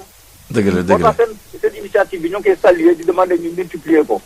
te di leen ñaan ci seen émission bi ngeen di ko perspective di yee suñu gars yi. incha allah ndax tukki yomb na comme le dit l'adage mais ñi gisee dellu si mooy jafe. dellu si waay ndax jom mooy dellu. te jom dafa jafe. Mame Demba donc je te laisse comme ça je pense que. yii mais boo ma joxoon tur bi moom dina ma arrangé baat bi moom. Mame Demba ay goro courage lañ. xanaa loolu leer na. di Grand Jules. Grand Jules. Grand Jules Sembène maa ngi lay nuyu. maa ngi lay nuyu de passage ah mais kii il faut ma wax ci moom. boole ma may il faut ma wax ci kii. kii damay wax ci moom damay wax ci frère am. kii damay wax ci moom non Souley merci beaucoup. Jules oh ça fait plaisir. ça fait plaisir vraiment ça fait plaisir merci beaucoup. je te félicite et te remercie beaucoup. ah merci non yow da nga baax rek yow da nga baax. merci beaucoup. ñu ngi koy remercier ci merci. contribution bi bu Oui, baax a baax sama- grand Jules comme tu dis. kii sama beau-frère la en fait. Ndeysaan. kii sa grand frère am. mooy denc sama sœur. Ndeysaan. France en fait. ok mais yàlla dafa def. mu nekk ku baax. vraiment Souleymane. mënu ma wax sax lu bëri ci mais comme baax. am na lu am lu am solo lu mu wax sànq. ci waxam nee na que sénégalais yi bu ñu ñëw rek comme ni ma la ko waxee sànq. ñëw rek bitim réew rek Sandiafou ne bon xaalis. xaalis oui ça c'est vrai. Parce que moi je me rappelle quand je venais juste d'arriver aux États-Unis j'avais cet esprit-là mais aussi encadrement aussi daf ci am solo. Il faut que sénégalais yi ñuy jéem a créer. xaw ma soit association lay doon. bien benn système boo xam ne dinañu mën a encadrer souvent. ñiy ñëw quoi ñëw. parce que man bon j'ai eu cette chance là quoi. bi ma ñëwee bëgg a commencer Sandiara. man ki ma loon dafa ma ne. booy. calm down. defal naa demal nga dem jàngi. oui dégg nga demal nga dem jàngi. et bul toppatoo sax waxu xaalis. bul xool moodu yi fii ni ñu demee. voilà te j'ai vécu en Californie. ki ma dëkkaloon sincèrement ma laa ko gënoon dégg anglais. billaay. bu mu làkkal la anglais bu correct sax. c'était difficile daana koon café sax. wolof la gën a mun a làkk te def na fa 20 ans avant may ñëw. oh my God. pour te dire man ma ñëw laps de temps. maa ko gënoon dégg anglais. moo tax ma ne il faudrait que aussi ñu leen di encadrer. encadrer oui. parce que encadrement bi aussi dina am solo trop. même pour ngeen mun a dellu siwaat il faudrait que tant que amoo encadrement. après da ngay réer quoi parce que lenn mooy nekk sa bopp mooy bon c'est l'argent comment je vais aider ma famille et tout ça c'est bien beau c'est vrai parce que ñu ñëpp loolu moo ñuy yóbbu quoi mais aussi tamit il faudrait que ñu ñuy jéem a encadrer ñu jéem a encadrer les jeunes les nouveaux venus pour que ñu mun leen a wan yoon bi mu leen di leen jox ay conseils pour que ñu mën a demal seen bopp après. ñu xam tamit aussi lan mooy fi. mais est-ce que Sénégalais yi amati nañu cet esprit de partage. c'est ça le truc. est-ce que Sénégalais yi amati nañu xolu. c'est très difficile nag. mais c'est boo ci koo ci loolu mooy wax boo ci jëkkee kenn sax dañ ko jëkk teg sax mu indil la ay problème pour mais c'est ça le problème. surtout aux États-Unis loolu à un moment amoon na fa. ma ne léegi le pire nag. mais man je vais vous raconter une anecdote. Ouais. Moi j'ai été en Italie voir mes amis je fais un coucou de passage. da ngay fay que dañ commencé fay coucou yi. non mais c'est coucou yi kay tey moom naa fay ba dee. jël si nekk si ligne bi. À vous l'antenne. 88 620. salaamaaleykum. oui asalaamaaleykum wa rahmatulah. aleykum salaam wa rahmatulah. kii honorable député la de. honorable député. dem gi honorable député moo ma ne dama wan yoonu xaalis moom xam na yoon bi. na ñëw ba wan yoon bi quoi. maa ngi leen di nuyu di nuyu auditeurs yëpp. di la nuyu. ñu ngi lay fay bu baax a baax. seen borom subhanahu wa taala mi ngi xam ne jàmm ci loxoom rek la nekk yàlla dolli ñu jàmm. amiin di profité nag di baal wala ak auditeurs yëpp. di la baalu ak ndax tey jii la ñu war a séntu weeru shahru Ramadan mubarak. di la baalu ak tamit. tey mooy séntu bu njëkk man nag jégal naa ñëpp ak yàlla jéggal boole ñu jéggal ñu ñëpp jàmm ci réew mi. amiin concernant xam nga am na ko wax léegi ne bitim réew boo fa demee il faut que mais gis nga tubaab yi Abdou Aziz seen générosité moo lay may nga rampe tubaab yi moom nañ leen la formé parce que boo fa dooree si nii il faut que ñu jàngal da ngay dem sax ubbi ay école yoo xam ni ci ngay jàngee tuuti ba mën a dégg seen langue beeg yooyu mais seen laa biir moo leen may ñu rampe xam nga lu toll na xam nga milliards yi machine milliards yooyu xam nga leen de ak ay biolomètres yoo xam ne presque ëpp na 35 mètres yoo xam ne guddaay longueur largeur bi presque 7 mètres de poussière ñu ci lay jàngal ndànk-ndànk del yem fii ba nga dem ba mu yàgg machine bi yëpp nga maîtriser ko loolu laa biir la mais nag réew alxuraan dafa ne nit ñi nañuy dem jàng dafa baax ci nit Abdou Aziz jàngaru xaalis boo yi am nii rek déedéet boo xasee ba jàng nii ndax arab yi dañuy wax ne xam-xam day yëkkati ak néeg bu doon tee néeg bi dafa daanu wala kër gi dafa màbbu xam-xam rek moo ko mën a yëkkati te xam-xam mënoo ko am da jàngoo wallaay xam-xam mënoo ko am da jànguloo jàng fépp la baax du question langue tubaab wala déedéet demal nga jàngi même bu dee olof tamit ne moo ko moom bu ñu la waxee dara nga mën kaa bind dem ak moom soo gisee loola jaaxal nga bind sa lettre bopp yëpp boo xam nañ ko mën a traduire tout à fait yooyu yëpp ci xeeti jàng yi la bokk rawatina nag jàng technique fexe ba foo dem même bu njàng mi soriwul tamit dañu bàyyi xeet métier Abdou Aziz Sénégalais yi dañu bàyyi xeet métier fii dañ fi xeeb métier mais boo demee bitim réew boo demee fekk leen waaw mais ay ingénieur pare ñoo nekk ca tool yi fi mu toll nii de waaw tool yi tubaab yi nii dem fa ay fonk da nga gis parce que boo nee ma amatul loo def ne il faut nga dellu ci tool yi te tool yi moo fa sës wata pomme de terre wala nga wata banana wala ay fruits yooyu dañ lay dee te bu jeexee tamit dañ lay wax kii bi jeex na contrat bi jeex na da ngay passé ba defaraat yeneen kon jàng dafa baax si nit jàng moom ku yor sa doom na nga ko jàngal mais Abdoulaye dama gis parents yi bari dañuy taxaw seen doom yi bu ñu demee ba màgg ñun dur ñu nangoo taxaw ñeneen loolu lu ma jaaxal la dimbalante bi amoon ci suñu biir léegi solidarité boobu dafa amatul problème bi mooy xale yi tax ñu jaaxle mooy solidarité mu amatul kenn jàppale turu te boo toogee ci biir kër yi ñu xas la nga dem ci mbedd mi fekk mi waa mbedd ma kenn nekku fa nga ne léegi kon naa fa fanaan benn yoon yow daal war ngay doxantu parfois ci boori plage yi nii xale yu bëri ñu ngi ci boori plage yi toog guddi gi parce que seen kër yëpp dañ leen di xas ba xale yi ñëmatuñoo toog ci biir kër yi ah kon nañ jàppale gone yi tamit te ku sañoon tey li xaar ma jaaka di waxoon ku jëloon xale yi yërëm leen mais nañu yërëm xale yi jërë ngeen jëf jërëjëf honorable député honorable député ñu ngi koy nuyu di ko ziar waaw Demba am na fu mu toll woon waaw oui maa ngi commencé sax di dafa ma ne woon en fait maa ngi doon déglu ba ñu ngi nuyu Papi Lay mu ngi lay nuyu bu baax a baax Papi Lay waaw sama grand frère boobu Papi ku baax la ñoo bokkoon ñu ngi si direct bi si Facebook bi donc ñoom tamit ñu ngi dugg am na ñu si jox seen xalaat di rafetlu vraiment émission bi et tout donc voilà macha allah mais gis nga lu ñu doon wax par rapport ak au fait que dafa am benn manque d'organisation au niveau des Sénégalais de la diaspora c'est que loolu dama si am anecdote man bi may dem Italie di seeti sama ay xarit dama remarqué man dama fa doon dem pour tourisme en fait parce que je connaissais pas mais dama remarqué soo amee noo solo wala noo maanaam nga takk appareil photo ay temps dafa appareil photo lañ doon yore quoi boobu temps portable yi kiiwu loolu noonu quoi c'est que dafa am benn bët bu ñu lay xoolee mooy ñi nga xam ñoo nekk si mbedd bi di jaay sama mbokk yooyu maa ngi leen nuyu mais dafa c'est-à-dire duñ la xoolee sénégalais boo leen mais sax nuyu leen xaw a wuteeg ñoom sax duñ la jox cër bi ñu la waroon jox maanaam fay la waxtaan ak yow duñ ko ci def et ça je le dis ici à la radio c'est malheureux quand même quoi c'est malheureux parce que day wane suñu manque d'entente ñun sénégalais de la diaspora am na ay quelques ñoo xam ne déggoo nañu mais pour une forte majorité du ñu am sax sa temps pour toog sax di débattre ci yenn sujets yi quoi donc loolu moo fay am des fois et loolu mooy ay fait loolu moom je l'ai vécu quoi en fait je l'ai vécu quoi mais li ñu war a gën a def rek mooy li ma doon wax sànq ñi nga xam ne dañ leen jël comme ay ambassadeurs ñooñu war nañu di maanaam di xam ñan ñoo nekk seeni gox kan moo nekk Milan wala kan moo nekk Londres kan moo nekk lii ana numéro téléphone am son email chaque comme di ambassade France di def fii pour ses ressortissants français ñoom waroon nañ def la même chose pour le ressortissant sénégalais. Là tu parles de l'ambassade des ambassades qui se trouvent en Europe. mais bien sûr loolu problème bi mooy aussi si ay poste bu fekkee ne ay poste politique la lan moo leen di intéressé mooy ñoo xam ne dëgg na xelal lu ñuy ñun la sax man waxuma sax gis nga ambassadeur ñooñu li ñu deful ci li ñu leen sant dafa bëri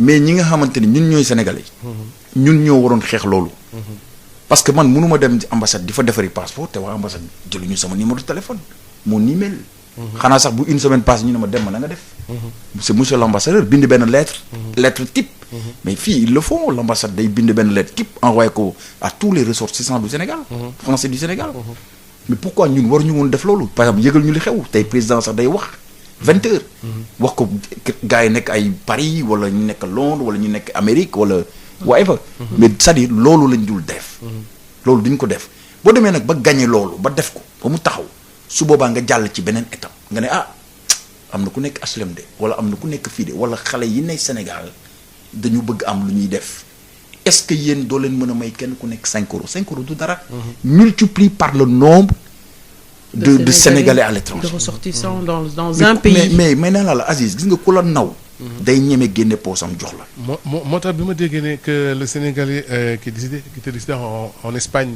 mu amul problème pour ñu rapatrier kooram man ça m'a paru bizarre. mais c'est ça. Boubacar Seye moo ñëw fii di ko wax. mi ngi doon waxte aussi tamit. il faut que Sénégalais yi mën a responsable tuuti. mais dem di souscrire ay assurance. mais loolu la ñu parce que jànguñu mais duñ ko def. d'accord ñàkk jàng bi mooy loolu ñàkk jàng bi la mais aussi tamit mais la solidarité aussi fa anamu Sénégalais yi gis nga am na benn vidéo bu ma mosoon seetaan c'était ci période Covid bi la je crois une chrétienne qui pleurait là je crois dine que moom ñan ñoo ko doon dimbale mooy je veux dire benn association mouride là ñoom ñoo ko doon dimbale pour que mu mun a parce que xamoon nañu que femme bi elle vivait seule dafa yoroon njaboot et tout il vivait dans des conditions très difficiles parce que bon Covid bi dafa laal ñu bëri Europe ñoom ñoo ko doon dimbale ma ne au moins bon am na benn communauté boo xam ne ni ñu ngi dimbale ñeneen ñi quoi mais il faut que ce soit général quoi il faut pas que juste ñenn ñi rek ñooy dimbale ñoo nekk di dimbale voilà. mais il faudrait que ce soit général par exemple mënuma dégg ne am na benn Sénégalais bu décédé à l'extérieur am na problème pour ñu rapatrier quoi où sont les autres Sénégalais qui sont là-bas mais il y en a qui le font ou bien benn 10 euros booy joxe bon c'est ça mais loolu dafa mais il nekk faudrait aussi qu'il y ait une organisation il faudrait que ce soit bien organisé quoi il faudrait que ce soit organisé quoi Aziz balaa ñuy organiser mbir yooyu xam nga lan la ñu war a organiser xol yi moi j'ai non sérieusement il y a un énorme problème de changement de comportement si suñu biir les amatuñu yërmande suñu biir. maanaam pour man foog naa ne loolu dañ na. non à l'extérieur quoi nekk mi ngi foofu ba léegi. non extérieur boobu sénégalais yi da ngay gis sénégalais boo xamante ne day ne moom amul benn affaire ak sénégalais yi. waaw danaan la man bëgguma am ak benn affaire ak sama. waaw loolu tam dafay am quoi des fois nga nekk à l'étranger doo xam sax mun nga am sax benn voisin wala voisine boo xam sénégalaise la mais peut-être sa morphologie moo naan peut-être ñàkk la elle se présentera ou bien il se présentera jamais devant toi pour te dire que je suis sénégalais. léegi ngay gis Facebook bi ñu ngi gis ku dee ñu ne dafa dee amuñu xamuñu kuy mbokkam c'est grave. Et c'est ça qui est ñun suñu jamono bon c'était mun naa ne bokkuloon ak jamono yi léegi quoi parce que jamono yi sénégalais yi dañu commencé macha allah bëri foofu xam nga donc dañuy nekk ci ay liggéey yoo xamante ni kii bu defee lii kii def lale donc du am benn entente en fait. Maintenant j'ai remarqué en France que boo nee sénégalais nga les gens te donnent un peu de respect quoi sincèrement. non mais loolu fa laa doon waaj a ñëw gis nga macha allah. ñun yàlla may nañu loolu. amuñu ko France rek Maroc bi boo demee sénégalais yi la ñu gën a respecté ci étranger yi. ñun yàlla may nañu loolu quoi vraiment. jikko bu ñu am la moo tax quoi. peut-être que bon gars yi ku ci nekk yaa ngi toog sa coin. mais est-ce qu'on va se développer comme ça. il ne se truque pas entre ñoom entre les sénégalais ñoom le tubaab yi dinañ leen respecté wala naar yi dinañ ne sénégalais yi c'est les meilleurs wala ñoom ñoo si tane si étranger yi et tout ça mais est-ce que ñoom entre ñoom. aide bi nga xamante ne war nañ ko def entre ñoom dimbalante bi yërmande bi xam nga jàppalante bi pour que yow boo ñëwee ñu mun la dimbale nga mun a intégrer wu comme il faut est-ce que dina am complètement non am na sax dina am ñu non dina am forcément vraiment am na man je te dis comme les amis que je te parle à Italie mais am na si ñu bëri ñoo xam ne bon maa ngi jaar di nuyu encore un petit coucou pour Doudou Ndiaye Doudou moom vraiment si presque ñi ñëw foofu ay sénégalais yu ma xam ñu bëri ci loxoom lañ jaar te macha allah ñu ngi koy voilà. ñu ngi tam yàlla na yàgg mais ñi fa génn àdduna ñu bëri vraiment j'ai vu que ni amoon na ay cotisations ñu doon def. xam nga pour le rapatriement des corps wala des trucs comme ça quoi. lu fa am moom vraiment. les gars d'Italie loolu moom gisoon naa ko. Londres bi ma nekkoon bon moi je connaissais pas beaucoup de monde parce que foofu xam nga rek c'est un pays anglophone bon am na ay sénégalais certes mais beaucoup comme France en fait où tu peux connaître tout le monde quoi en fait. donc. ñu jël ku nekk ci ligne bi salaamaaleykum. 98 98. waaleykum salaam ñu ngi lay dalal ak jàmm. waaw soxna si naka def. ça va alhamdulilah. man dama bëggoon ko ma jox numéro kii ci biir nekk samedi bi ak talaata bi ñu ngi nan ngay ci liggéey. waaw da ngay woote 33 825 18 24 ok on continue. donc voilà c'est en fait entraide yooyu dina am. mais du nekk à l'échelle en fait beaucoup plus importante quoi en fait. dina am par exemple ngeen dëkk ci benn gox maanaam macha allah enfin yàlla na kenn gaañu fa wala dara dina am organisation en fait mais organisation boobu dafa waroon nekk organisation bu mag. boo xamante ni peut-être bu ñu fay toog dañ fay wax loo xamante ni moo gën a war a gën a mun a jëmal Sénégalais yi kanam jëmal Sénégal kanam donc yooyu mooy xaw a am. mais tamit est-ce que doomu diab man par exemple j'avais entendu une fois sama benn xarit boo xam ne mu ngi nekk États-Unis dañoo wax ne que par exemple suñu defee organisation yu mel noonu pour def par exemple pour cotiser. pour su bis boo génnee àdduna nga mun a ñu mën a jël sa corps yóbbul la ko chaque Loolu dafay année am da ngay aussi. ñoom duñ koy def par exemple mu ne ma mais dafa am ñoo xamante ne duñu cotiser duñu bëgg a non loolu cotiser moom dëgg la quoi. léegi Loolu moom- ñiy tàmm di cotiser nag bu ñu ko defee benn yoon ñaari yoon 10 fois pendant 20 ans ñu ngi foofu di ko def benn daw. instant di ñuy décourager mais c'est ça le problème c'est ça le problème moi je pense que le problème doit être mun nañ ko defee neneen quoi bon je vais encore dire l'État du Sénégal ñun yàlla may nañu am nañu Air Sénégal mi ngi voyager ci yenn dëkk yi. je pense que waroon nañu mun a di jàppale aussi ñooñu nga xam ne dañoo am problème yu mel noonu ay problème mu rapatriement de corps des trucs comme ça en fait yombal leen prix yi parce que loolu rek la ñu mën a def pour que affaire bi nekk affaire u sénégalais en fait parce que man gëm naa ni su dara daloon fii un citoyen français je pense que le corps serait demain mais en pourquoi France hein. pas Demain. dem nga dem créer benn assurance à Paris en Italie et tout ça Sénégalais yi ñëw di adhérer. waaw mais loolu comme li mu wax rek. Sénégalais c'est que pour nga rassembler leen ñoom ñëpp pour luy xam ne da ngay génne xaalis. non c'est très difficile mais par contre. pourtant c'est un bon investissement non c'est un bon investissement am na ñoo xam dinañ joxe mais gis nga tant que xooluñu si gisuñu seen bopp parce que dee dafa compliqué. dee dafa bizarre ah. soo ñëw naan kay si cotiser pour dee. gars yi kii dafa bëgg rey xanaa loolu lañ def mais par exemple su ma xoolee par exemple le problème des pavages les gens ont contribué hein presque à coup de je sais pas peut-être 900 000 ou des trucs comme ça ku nekk ñi fa dëkk ñi 20 000 ñi 30 000 ñi 50 000 ñi 100 000 xam nga xaalis bi ñëw ñu fay gis nga le résultat que ça a produit. donc mi ngi noonu problème bi daal mooy il faut une organisation et organisation bi pour nga def ko il faut nga mettre enfin wax nit ñi. ñi nga xamante ni moo leen mën a avancer loo ëllëg. donc voilà quoi. ay ca boog ñu jël ku nekk si ligne bi salaamaaleykum. maaleykum salaam. waaw sëñ bi ñu ngi sant yàlla bu baax a baax. alhamdulilah man Pape Ndene Ndiaye laa tudd. bismillah Pape Ndene. waaw donc damay rafetlu seen émission bi. parce que là je vois que ñu nekk ci plateau bi c'est des gens qui maîtrisent un peu l'immigration la vie des immigrés à l'extérieur. donc damay intervenir juste par rapport ak décès bi amoon Espagne. te corps bi je sais pas si c'est rapatrié ou pas. parce que kooku Souleymane Niakhaté c'était le corps voilà le nom du décès c'était du défunt voilà de la personne qui était morte il s'appelle Souleymane Niakhaté.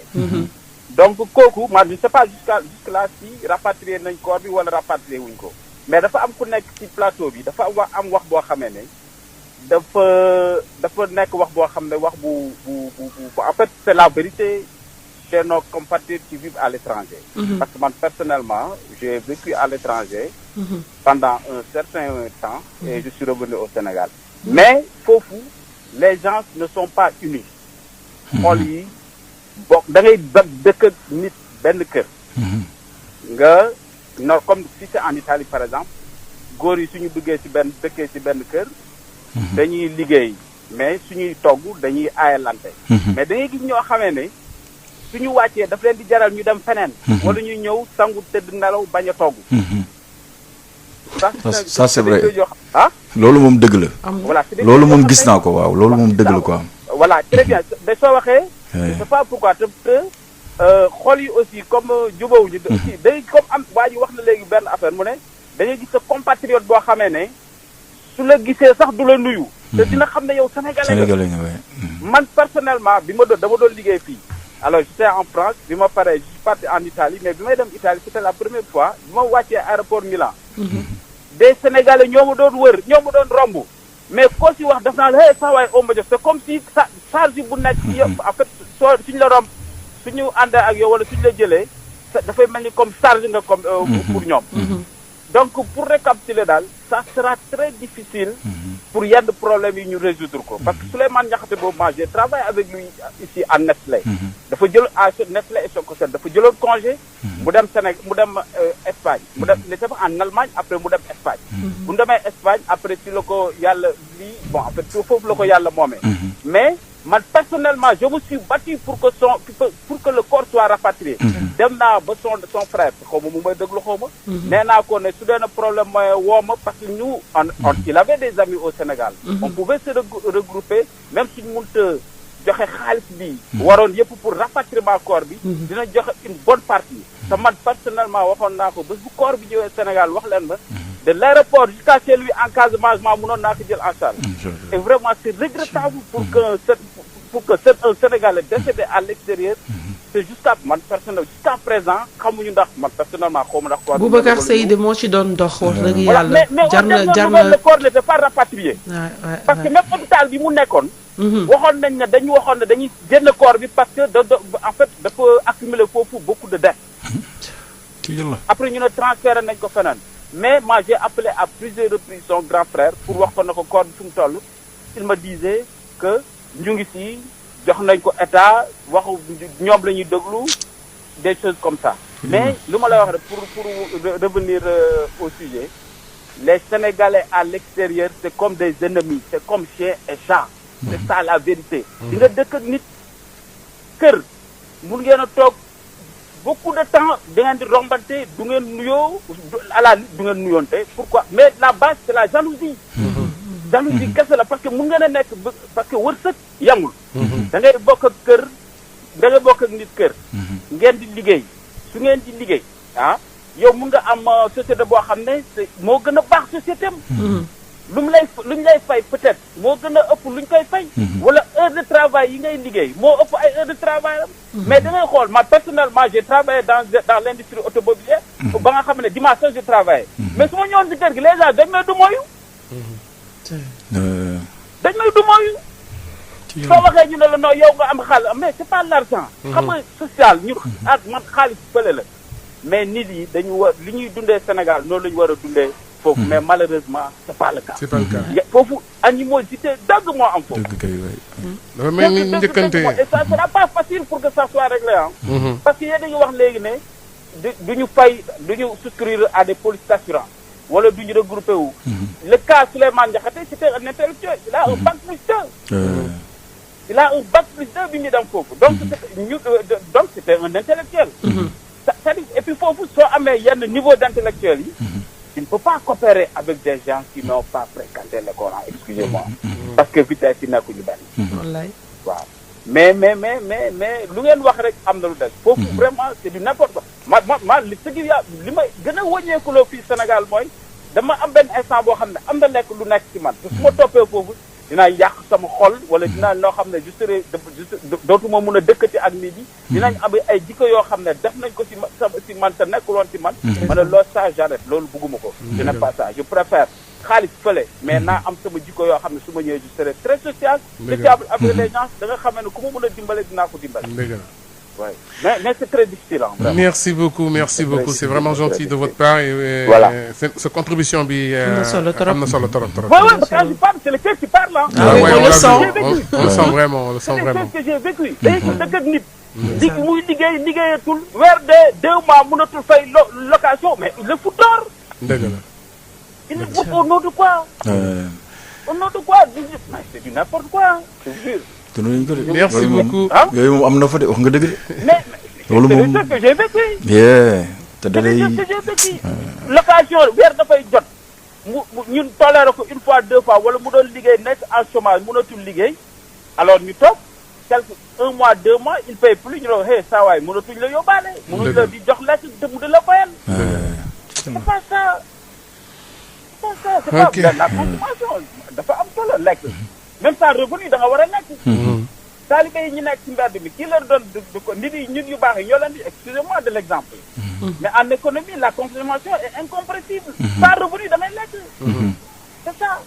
mais c'est compliqué hein. C'est très le cas de Souleymane Diakhaté c'est un cas boo xam ne vraiment ça me fait très mal. ah oui trop mal je ne sais pas si le corps est revenu ou pas. te su ñëwul aussi lan la il sera incinérant dañ koy lakk.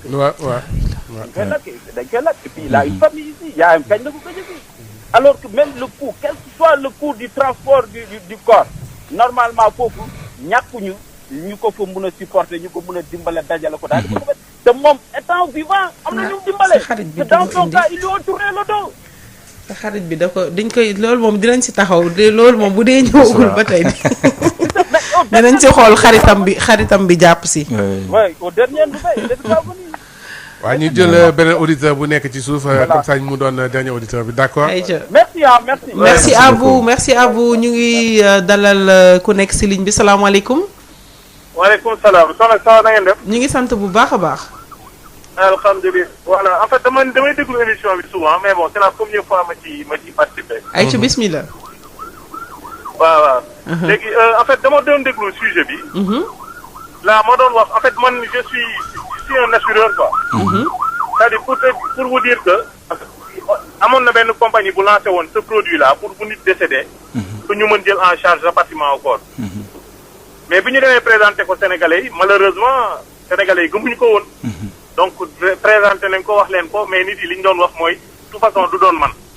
su noonu la ñuy réagir. de toute façon du doon man. c'est grave. bien ñoom. ay Sénégalais ñoo ko créé.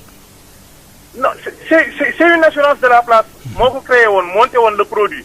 rapatriement la ko tuddee woon en cas de décès. que ñu jël yóbbu la et mieux dañ ko doon rapatrier ba pare bu ñu ñëwee sur place. aussi on te permettait nga am ay kii funérailles donc il y avait un capital bu ñu doon teg en plus du rapatriement pour organisation funérailles mais quand on a présenté ça au Sénégal comme ni ñu mel de toute façon du doon man c'est tout le temps les autres et les gens ont tendance à dire que sénégalais dafa laa biir dafa non sénégalais bu saraxee sëriñ ñoo ko dem bu saraxee laa biir bi dafa des lu bari la preuve da ngay gis ku tekki day tuxu dem dëkki feneen Almadi wala moo en tout cas du dëkk ko jëm parce que day bu dëkkee foofu gars yi koy sonal bu ñu saraxee bu ñu dimbalee bon entre guillemets peut-être kii tax ñuy dimbale te ñu jett leen wala dara et c'est malheureux de le dire mais bon c'est la réalité ñun ñëpp ay c'est la triste réalité une partie de nous boo xam ne noonu la mel that's right. loolu de moo am. jërëjëf mbokk mi. sincèrement. xam naa ne moom suñu bàyyi woon moom fi mu nekk nii. fii ba guddi dañuy woote rek ku ne di wax xalaatam si loolu. y a beaucoup de choses à dire. Aziz mooy li ma la wax rek c'est vraiment c'est jikko yi la ñu war a xoolaat suñu façon d'être réellement ak suñu xol yi. c'est terrible man léegi j'ai peur damay am day yenn réaction yu nit di am par exemple nit dee ñuy am ay wax yu ñaaw yu ñuy teg ci kaw man loolu su ma ko déggee damay tiit je me dis ñii est-ce que ñu ngi xalaat dee ñoom ci seen bopp léegi Sénégal foofu la ñu toll c'est-à-dire avant da nga daan dégg dee sax nga tiit léegi da ngay dégg nit dee nit yi di wax ci nit kooku dee loo xamante ne mënoo ko imaginer yàlla nañ ci yàlla musal mais Demba après koor gi da ngay dellu saat ñu continuer oui avec plaisir avec plaisir mos naa ko bàyyi naa ko moom mosulam fen merci beaucoup de toute façon ça a été un plaisir de te retrouver et puis d'être présent à notre émission plaisir est partagé Dembo mon neveu mi ngi lay nuyu bu baax oui maa ngi koy nuyu ok à très bientôt inchallah ñaanal ñëpp mais mën naa remercier wala si remercier ku la neex ma remercier ku ma neex de toute façon non man dama bëggoon au revoir voilà je vous laisse à l'antenne te nañu gisewaat ci jàmm salaam bu fekkee ne suba dañuy woor ok on se donne rendez-vous après Ramadan sinon on se donne rendez-vous demain inchallah yàlla bu ci kenn donc alhamdulilah amiin waaw mais man dama doon voilà dama bëggoon c'est juste un appel quoi que je lance en fait aux bonnes volontés en fait concernant suñu opération de pavage en fait qu'on fait donc actuellement ñu ngi jéem a xool ni ñuy defaree tali bi tu l'as vu tout à l'heure donc ñu ngi ñaan ñëpp quoi képp ku ci am loo ñu mën a jàppale rek xam nga que ça soit financier ou matériel des trucs comme ça nga ñëw ñu ne au niveau des HLM ko ñu garage Guédiawaye bi donc dañ ko bëgg jógee suñu koñ ñëw ba ci garage Guédiawaye bi en fait inchallah donc maa ngi profiter aussi pour remercier tout le monde le groupe Milan suñu koñ puis di remercier la famille ma mère ma femme tout le monde les enfants donc maa ngi leen nuyu ñoom ñëpp donc di leen remercier aussi de l'invitation et puis di wax daal ne bu leen xaar dara voilà n'attendez rien des autres ñëw leen ngeen liggéey boo leen gisee ni seen koñ dafa am benn pax boo xam ne bu fa maire yi jàllee fa xasalu ngeen génn ngeen fatt ko quoi donc ñun moom ñu ngi sant yàlla léegi suñu yaay yi vraiment dañuy dox normalement xam nga léegi amatuñu benn problème suñu niveau koñ mais ñu ngi bëgg ñu avancer ko ba ci tali bi nga xam ne léegi ñëpp dinañ am fu ñu mën a voilà fu ñu mën a doxee normalement quoi en fait donc maa ngi leen di remercier encore une fois ba Mame Demba ñun ñoo lay remercier vraiment si disponibilité bi maa ngi la fekk nga nekk déjà noonu ci liggéey boobu noonu ma yëkkati la ne la vraiment lii de laa bëggoon waxtaanee boobu ba léegi donc bëgg naa vraiment ñu toog xool nan la ñuy waxtaanee sénégalais yi nga xamante ne di ñoo jugee à l'étranger ñëw ci seen dëkk bëgg liggéey bëgg defaraat seen dëkk te loolu defe naa képp koo xamante ne mu ngi koy def diñ la war a seet foo nekk ñu ñëw jàppale la dooleel la ba puis feeñal la pour que ñeneen ñi mën a jël exemple ci yow donc ñu ngi lay remercier aussi ci sa disponibilité